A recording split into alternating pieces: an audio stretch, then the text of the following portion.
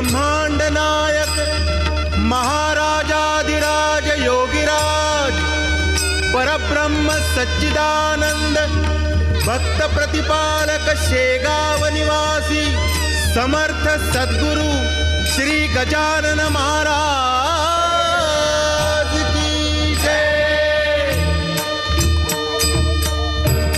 गण गण गणात बोते, गण गण गणात बोते, गण गण गणात बोते।